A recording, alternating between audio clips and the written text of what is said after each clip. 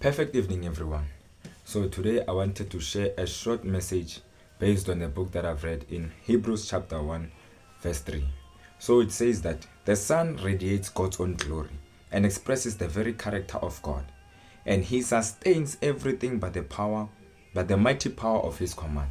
Right? So, I got to realize something in this verse that actually God was revealing who a son is, right? So it is not the full picture of who the son is, but it is few details that express who the son is expected to be, right? So first of all, it says that the son radiates God's own glory. So this shows us that as the sons of God, we are expected to showcase the excellencies of God. We are expected to showcase the glory of God. That's why the Bible says that we are the light of the world, a city set on a hilltop that cannot be hidden, right? So we know that God's own glory brings light. So when you think about the glory of God, you think about the light of God, the radiance of God, the brilliance of God, right? So when people see us as true sons, as true Christians, they must see the same light from us. So it might not be a literal light, but it is actually the light that takes one out of the darkness, right? Because the Bible says that, and God brought forth the light, and the darkness comprehended it not. Yeah. So meaning, when we are in a place, there has to be light. For example, if people were in confusion, if people were um, in a state of darkness whereby they did not know the truth, they were lost in life and stuff like that. When you come as a Christian, you must bring that light, the light that shows them the way. Because Apostle Paul said in the Bible that thy word is a lamp unto my feet, a light unto my path. So we know that the light, it helps one to have vision. It helps one to see where they are going in life, right? And then also, for one to receive light, they have to receive it through knowledge, right? So that is a part of how we actually showcase the glory of God, right? And then it says, and the Son expresses the very character of God, right? So this shows us that a true son has to represent God here on earth, meaning you have to represent God by what you think, what you speak, the actions that you perform on a daily basis, how you react to situations and stuff like that. It reveals your character. So in this case, the Bible reveals to us that a true son expresses the very character of God, right? So we know that God is all loving, right? So if God is all loving, then we ought to love as well, right? Because the one of the two greatest commandments that God gave is that we should love God with all our heart, all our soul, all our mind, all of our bodies, all of our strength. And then it also says that we should love our neighbors as ourselves. So one of the characters that we must possess is the character of love, whereby we show each and every person the same love, right? So this got me to think deeply actually about the whole purpose of the creation of a human being, right? So this revealed to me that actually the whole purpose of a human being is to represent God here on earth. Yes, this thing is always preached in church, but I feel like many of us, we don't really understand this thing of representing God here on earth, right? So for example, the Bible in Genesis chapter 1 verse 26, it says, and God said, let us make men in our image after our likeness, right? So what God was saying here is that men are supposed to be like us, meaning when you see us, you see men, and then when you see men, you see us, right? So what happened is that when Adam and Eve fell from the Garden of Eden, they fell out of that image. So meaning that their image became switched up, it became distorted, right? And then they were no longer recognizable, meaning they were no longer like God, right? So this caused mankind to fall away from the original purpose which God had created them for, right? So when I got to think about this whole thing, it got me to realize the relationship between the creator and the creation.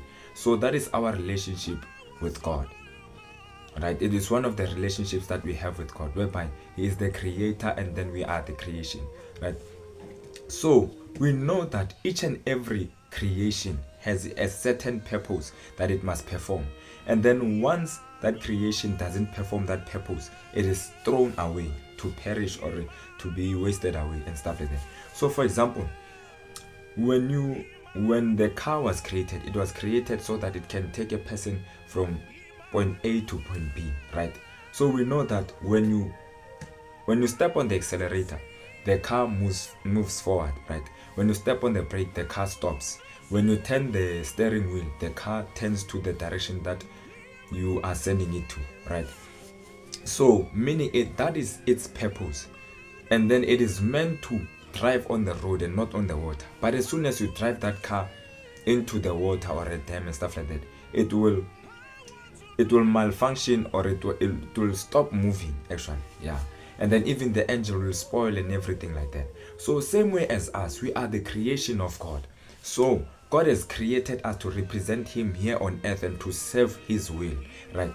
So many of us, what we fail to realize is that God, the reason why he puts all the commandments and the laws and stuff like that is because he created us to follow those laws. But as soon as we depart from those laws, we lose our purpose, we lose our original reason for our design, right? And that's whereby God now sends us to hell so that we can perish. It's not because God is sending us because he's unfair or because he's cruel, but those are the laws between the creator and the creation. Is that when your creation is not performing the task which you have assigned it for, you have no choice but to throw it away or to discard it, right? So the Bible in John 3 verse 16, it says, "For God so loved the world that he gave his one and only son, that whosoever believes in him will never perish." So the word perishing, it means that losing your purpose and being thrown to whatever, right? So when something has perished, it means that thing has lost its value, has lost its purpose, and the only thing that it is destined for is to be thrown to hell, right? So same way as us, when we don't do what God has created us for, we are bound to go to hell. Because why? We no longer have value, we no longer have purpose for God to use us. So that's why the Bible says that whoever that does not bear fruit, he is cut off and thrown into the fire to burn forever, right? So those are the laws of creation and creator. It is that when a creation doesn't do what the creator wants, the creator has the right to throw away that creation, right? So this also showed me the reason why God created us. God created us so that we can fulfill certain purposes. That's why God gave us different purposes and stuff like that. You cannot use a kettle to cook food, and then you cannot use what else? You cannot use a car to drive inside the water, because when you do that, you will break that car. So same way as us, if we do not do what God has called us for, what's gonna happen is that we will perish. We will lose our original reason for us existing, right? I don't know if that's the correct English. Yes, but all that I'm trying to say is that we as people should realize that we are the creation of God. We are the possession of God, meaning God owns us. We do not own ourselves. We are not of ourselves. So meaning we have to do everything that God tells us. Same way as the car, when you step on the pedal, when you turn the steering wheel, everything that you do, the car does it, as long as it is within its original purpose, right? So by me saying this is that we as people, we need to realize that we are not of our own. We do not belong to ourselves, but we belong to God. And God has the right to tell us everything that he wants to tell us, as long as it is within the design, within the original design which he had created us, right? Because God would never make us to do something that he did not purpose us to achieve, right? So thank you for listening to my message, and I would like to hear your feedback on this message, if you actually understood. And if you have any questions, please feel free to comment, and then I will try my level best to give you clarity on your question. So don't forget to like, share, and subscribe. And I will see you in the next video. Thanks.